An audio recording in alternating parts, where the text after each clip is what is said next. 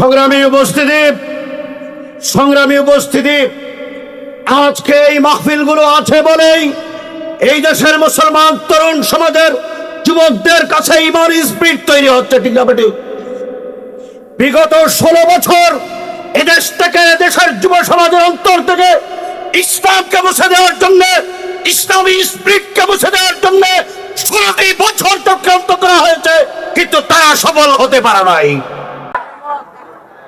আমি আপনাদের সামনে আল্লাহর নবীর একটা হাদিস শোনাতে চাই। হযরত আল্লামা মামুনুল হক সাহেব আসার আগ পর্যন্ত আমাদের দেশে কয়েকদিন আগে ভূমিকম্প হয়েছে। ভূমিকম্প কেন হয়? আল্লাহ পাকের নবী তিরমিজি শরীফের হাদিস, লম্বা হাদিস, আমি কয়েকটা আপনাদের সামনে শুনিয়ে যাই। রাসূল বলেন, ইজাত্তু খিজাল ফাইউদু আলান ওয়াল আমানাতু মাগনামান ওয়াজ যাকাতু মাগরামান। লম্বা হাদিসে আল্লাহ রাসূল বলেছেন কেন ভূমিকম্প হয়। 4টা কারণে ভূমিকম্প হয়। কিছু কারণ হলো যাদেরকে আল্লাহ পাক রাষ্ট্র ক্ষমতা দেন তাদের ক্ষমতাসীনদের কারণে হয়। কিছু কারণ হলো যাদেরকে আল্লাহ পাক সম্পদ দেন, অর্থবিত্তের মালিক বানান, এই অর্থবিত্তের মালিকদের কারণে হয়, সম্পদশালীদের কারণে হয়। কিছু কারণ হলো যাদেরকে আল্লাহ পাক রাষ্ট্রের নেতৃত্ব দেন, সমাজের নেতৃত্ব দেন, নেতাদের কারণে হয়। 1 নম্বর আল্লাহ রাসূল বলেন, ইজাত্তু খিজাল ফাইউদু আলান। আল্লাহ পাক যাদেরকে ক্ষমতা দেন, ক্ষমতাসীনরা রাষ্ট্রের ক্ষমতা পাওয়ার পর রাষ্ট্রের সম্পদকে নিজের ব্যক্তিগত পৈতৃক সম্পদে পরিণত করে। বিগত সরকার করে নাই। দেশের সম্পদ লুটপাট করে বিদেশে পাচার করে হাজার হাজার কোটি টাকা পাচার করে নাই। দেশের টাকা বিদেশে পাচার করে বেগমপাড়ায় বাড়ি করে নাই। এরপর আল্লাহ রাসূল বলেন, ওয়াল আমানাতু মাগনামান। রাষ্ট্রের কাছে, ক্ষমতাসীনদের কাছে রাষ্ট্র আমানত, জনগণ আমানত, জনগণের সম্পদ আমানত, কিন্তু তারা আমানতের খেয়ানত করবে, দুর্নীতি করবে। এই দুর্নীতিবাজরা আজকে তাদের বিরুদ্ধে মামলা হচ্ছে, ঠিক না বেটি? রাষ্ট্রের হাজার হাজার কোটি টাকা তারা দুর্নীতি করেছে, জনগণের সম্পদকে লুটপাট করে খেয়েছে। আল্লাহ রাসূল বলেন, যখন এই রাষ্ট্র ক্ষমতাসীনরা লুটপাট করবে, দুর্নীতি করবে, আল্লাহ পাক তখন ভূমিকম্পের মতো আযাব দিবেন। এরপর আল্লাহ রাসূল বলেন, ওয়াজ যাকাতু মাগরামান। যাদেরকে আল্লাহ পাক অর্থ সম্পদের মালিক বানান, টাকা পয়সা দেন, এই অর্থ সম্পদের মালিকরা যাকাত দিবে না, যাকাতকে জরিমানা মনে করবে। বাংলাদেশে যত শিল্পপতি কারা, টাকা পয়সার মালিক কারা, কয়েকদিন আগে একজন উপদেষ্টা বলেছেন বাংলাদেশে হাজার হাজার শিল্পপতি আছে যারা ব্যাংকের হাজার হাজার কোটি টাকা লোন নেওয়ার পর, ঋণ নেওয়ার পর ঋণ শোধ করে না, ঠিক কিনা? এরপর আল্লাহ রাসূল বলেন, তুআল্লিমু লিগায়রিদ্দিন। মানুষ দিন বিবর্জিত শিক্ষায় শিক্ষিত হবে, দিনই শিক্ষা অর্জন করবে না। আমি আপনাদেরকে বলি, বাংলাদেশে যারা প্রশাসনিক কর্মকর্তা আছে তারা শিক্ষিত না অশিক্ষিত? কথা কয় না। আধুনিক শিক্ষিত তারা না, সাধারণ শিক্ষিত না উচ্চ শিক্ষিত? এই উচ্চ শিক্ষিত অফিসারগুলো বেতন পায়নি, ঈদে বোনাস পায়নি, অফিসার বড় হলে বাড়ি গাড়ি পায়নি, এরপরে বলেন তো ঘুষ খায়নি। আপনাদের এলাকায় ঘুষ নাই, আপনাদের খেয়াল আমার দিকে নাই, ছেড়ে দেব? বলেন আপনাদের এলাকায় ঘুষ নাই? ঘুষ হালাল না হারাম? এই হারাম যে ঘুষ, এটা বাংলাদেশের আইনেও হারাম, আল্লাহর নবীর বিধানেও হারাম। ঘুষ যে হারাম, এই হারাম কাজটা যে তারা করে, এই অফিসাররা হারাম এটা জানেনি, জানার পরে মানে না কেন? তারা দিন বিবর্জিত শিক্ষায় শিক্ষিত। রাজনৈতিক নেতৃবৃন্দ তারা বলবেন, আপনারা যদি ভোট দেন, আমরা ক্ষমতায় গিয়ে আপনাদের অন্ন বস্ত্র বাসস্থানের ব্যবস্থা করব। এই স্লোগান দিয়ে তারা ভোট নেয়, অন্ন বস্ত্র বাসস্থানের কথা বলে, কিন্তু মানুষের চরিত্র সংশোধনের কথা বলে না, মানুষের দ্বীনি তালিমের কথা বলে না, মানুষের আত্মশুদ্ধির কথা বলে না। তাদের স্লোগানটা হলো অন্ন বস্ত্র বাসস্থান। কেন? একটা মানুষ সুস্থ থাকার জন্য 3টা মৌলিক জিনিসের প্রয়োজন হয়। একটা হলো অন্ন, আরেকটা হলো বস্ত্র, আরেকটা হলো বাসস্থান। আপনাদেরকে বোঝার জন্য বলি, একটা লোক যদি 15 দিন না খেয়ে থাকে, মানুষ সে জিন্দা থাকবে না, মরার পথযাত্রী হবে। একটা লোক যদি কাপড় না পরে রাস্তায় বের হয় তার মানুষ বলবে না, পাগল বলবে। একটা লোক যদি 15 দিন না ঘুমায় তার মস্তিষ্ক ঠিক থাকবে না, বিকৃত হয়ে যাবে। তাহলে এই তিনটা জিনিস, অন্ন, বস্ত্র, বাসস্থানের ব্যবস্থা, এটা মানুষের শরীরকে ঠিক রাখার জন্য, ঠিক না বেঠিক? একটা মানুষ কাকে বলে? মানুষ হলো দুইটা জিনিসের সমন্বয়ের নাম। একটা হলো রূহ আর একটা হলো শরীর। রূহ যদি শরীর থেকে রূহ বের হয়ে যায়, মানুষ না লাশ? লাশের জন্য কোনো বিধিবিধান আছে? বাংলাদেশে যারা রাজনৈতিক দলগুলো 54 বছর ক্ষমতায় ছিল, তারা অন্ন, বস্ত্র, বাসস্থানের স্লোগান দিয়ে ক্ষমতায় গিয়েছে। ক্ষমতায় যাওয়ার পর অন্ন, বস্ত্র, বাসস্থানের ব্যবস্থা কিভাবে করবে? জনগণের সম্পদ লুটপাট করে করবে, দুর্নীতির মাধ্যমে করবে, ঘুষের টাকা দিয়ে করবে, সুদের টাকা দিয়ে করবে। জনগণের সম্পদ কুক্ষিগত করে নিজের ব্যক্তিগত সম্পদের পরিণত করে করবে। তার কোনো বাদ বিচার তারা করে নাই।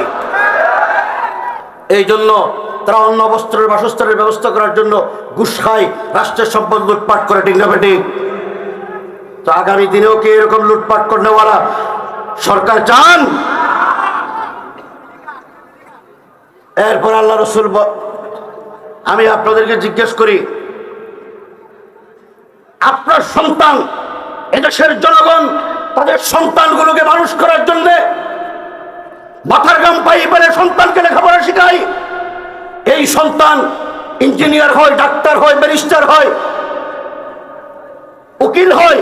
আমি আপনাদেরকে জিজ্ঞেস করি, এই আপনার সন্তান ক্লাস 1 থেকে এমএ পাস করা পর্যন্ত, ইঞ্জিনিয়ার হওয়া পর্যন্ত, ডাক্তার হওয়া পর্যন্ত, ব্যারিস্টার হওয়া পর্যন্ত আপনার সন্তান যা বই পুস্তক পড়লো সবগুলো যদি মা বাবার কবর পাশে গিয়ে তেলাওয়াত করে সওয়াব হবে? আল্লাহ রসুল বলেন, তুআল্লিমুল গায়রিদ দ্বীন, মানুষ দিন বিবর্জিত শিক্ষায় শিক্ষিত হবে, মানুষ আধুনিক শিক্ষা গ্রহণ করার জন্য পাগল হয়ে যাবে, কিন্তু আল্লাহ পাকের কোরআনের তালিম হাসিল করবে না, ঠিক না বেঠিক? আজকে আমাদের দেশে কোরআনের তালিম কারা পড়ে? আপনাদের এই বিশাল মজমায় বলতে চাই, এদেশের কোন ডিসির সন্তান হাফেজে কোরআন আছে? কোন মন্ত্রীর সন্তান, কোন বিচারপতির সন্তান, কোন ম্যাজিস্ট্রেটের সন্তান, কোন এসপির সন্তান হাফেজে কোরআন আলেমরা খারাপ? আল্লাহ রাসূল বলেন, ফাইন্নামা তুনসারুনা ওয়া তুরযাকুনা বিযুআফাইকুম, গরীব, অসহায়, দরিদ্র, নিরন্ন, বস্তুহারা, কৃষক, শ্রমিক, মেহনতি মানুষের সন্তানগুলো কোরআনে হাফেজ এবং আলেম হয়। এই গরীব, অসহায়, দরিদ্র ফ্যামিলির সন্তানগুলো কোরআনে হাফেজ হয়, কোরআন পড়ে, কোরআন পড়ায়, কোরআনের বুকে ধারণ করে। এই জন্য আল্লাহ পাক যারা কোরআন মানে না, যারা কোরআনকে বিশ্বাস করে না, যারা কোরআনের আইনকে স্বীকার করে না, তাদেরকে আল্লাহ রিজিক দান করেন। এটা কি কলেজে হয়, ইউনিভার্সিটিতে, হাই স্কুলে, কোথায় পড়ানো হয়? এই সমস্ত কওমি মাদ্রাসাগুলোতে। একটা কথা না বললে হয় না, আমাদের দেশে 2 ধরনের মাদ্রাসা আছে, আলিয়া মাদ্রাসা আর কওমি মাদ্রাসা। আলিয়া মাদ্রাসা বর্তমান যে পরিবেশ, অধিকাংশ আলিয়া মাদ্রাসা কলেজ, স্কুল না মাদ্রাসা, তার কোনো পরিচয় নাই, কোরআনের কোনো তালিম নাই। তাদের সিলেবাসকে সংকুচিত করার কারণে, পরিবর্তন করার কারণে আজকে আলিয়া মাদ্রাসাগুলো কলেজে রূপান্তরিত হয়েছে। আল্লাহ রসুল বলেছেন, তুআল্লিমুল গায়রিদ দ্বীন, মানুষ যখন দিন বিবর্জিত শিক্ষায় শিক্ষিত হবে, আল্লাহ পাক তখন ভূমিকম্পের মতো আযাব দিবেন। এরপর আল্লাহ রসুল বলেন, ওয়াসাদাল কাবিলাতা ফাসিকুহুম, সমাজের নেতৃত্ব দেবে ফাসিকরা। এক ওয়াক্ত নামাজ পড়ে না, পুরো মাসে মিলে মসজিদেও যায় না, সুদ খায়, ঘুষ খায়, দুর্নীতি করে, নিজের স্ত্রীকে বেপরদা চালায়, মেয়েদেরকে বেপরদা চালায়, বেগানা মহিলাদের সাথে বসাবাদা করে। তিনি হচ্ছেন সমাজের নেতা, তিনি এবার মসজিদ কমিটির সভাপতিও। আপনাদের এলাকায় নাই? আল্লাহ রসুল বলেন, সমাজের ফাসিকরা যখন সমাজের নেতৃত্ব দিবে, আল্লাহ পাক তখন ভূমিকম্পের মতো আযাব দিবে। এরপরে রসুল বলেন, উকরিমার রাজুলু মুহাবাদা শাররিহি, যুবক তরুণ তোমাদেরকে বলি, তোমরাই আগামী দিনের নেতৃত্ব দিবে, তোমরাই রাষ্ট্রের দায়িত্ব পালন করবে। আল্লাহ রসুল বলেন, উকরিমার রাজুলু মুহাবাদা শাররিহি, সমাজে এমন কিছু যুবক নেতৃত্ব তৈরি হবে যাদের সাথে ক্যাডার বাহিনী থাকবে। ক্যাডার বাহিনী ছিল না? এই ক্যাডারদের বয়ের কারণে মুরব্বী, উস্তাদ, ইমাম, সমাজের মুরব্বী, তার বাবা, তার চাচা, তার জেঠা, তার দাদার বয়সের মানুষও এই ক্যাডার বাহিনীর বয়ে তাকে সেলুট দিবে। ছিল কিনা? এরপর আল্লাহ রসুল বলেন, ওয়াকানা যাইমুল কওমি আরজালুহুম, সমাজের নেতৃত্ব, রাষ্ট্রের নেতৃত্ব দিবে যাদের পিতৃ পরিচয় নাই, যারা সবচাইতে নিকৃষ্ট বংশের লোক, বংশ পরিচয় নাই, এই সমাজের লোকেরা যখন সমাজের নেতৃত্ব দিবে, রাষ্ট্রের নেতৃত্ব দিবে, আল্লাহ পাক ভূমিকম্পের মতো আযাব দিবে।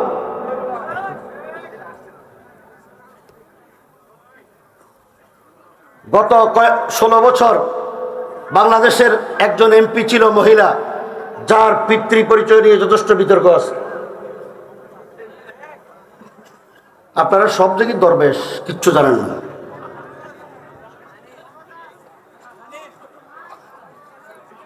এই মহিলার অভিনয়, অঙ্গভঙ্গি দেখে, এই মহিলার গান শুনে দেশের কোটি কোটি তরুণ তরুণীর চরিত্র নষ্ট হয়েছে।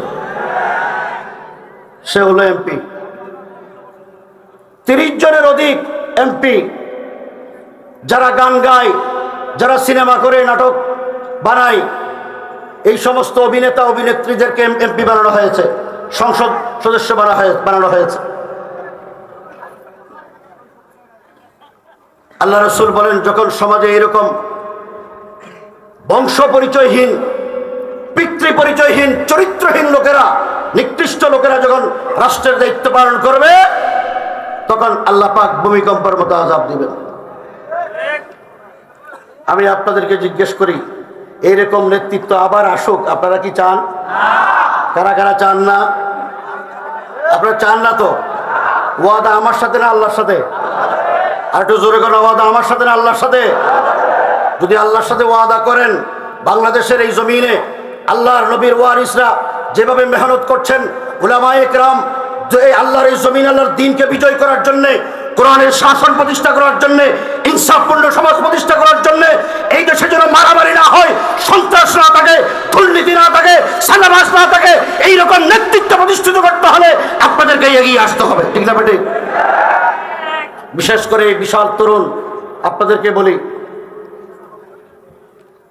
तौहीद की अमानत सीनों में है हमारे, तौहीद की अमानत सीनों में है हमारे, आसान नहीं मिटाना नामो निशा हमारा, बातिल से दबने वाले ऐ आसमां नहीं हम, 100 बार कर चुका है तू इम्तिहा हमारा, तेगो की साये में हम पल कर जवा हुए हैं, खंजर हिलाल का है कौमी निशा हमारा। আল্লামা ইকবাল, আমি শেষ কথা বলি, আল্লাহর নবীর হাদিসে যেই কথাগুলো বলা হয়েছে, এই কথাগুলো বিগত 16 বছর আমাদের সমাজে ছিল কিনা, এই রাষ্ট্রে ছিল কিনা? আগামী দিনে সেই রকম নেতৃত্ব, সেই রকম লোক, দুর্নীতিবাজ, সন্ত্রাসী, কালোবাজরা যদি রাষ্ট্র ক্ষমতায় আসে, এই দেশের 12টা বাজাই ছাড়বে। ঠিক না বেটে? এই জন্য পরিবর্তন আনতে হবে। এই পরিবর্তনের জন্য উলামায়ে কেরাম ডাক দিয়েছেন, এই ঢাকায় সারা দিতে কারা কারা প্রস্তুত, কারা কারা প্রস্তুত? আল্লাহ পাক আমাদের সবাইকে তৌফিক দান করুন, আমিন। আসসালামু আলাইকুম ওয়া রাহমাতুল্লাহ।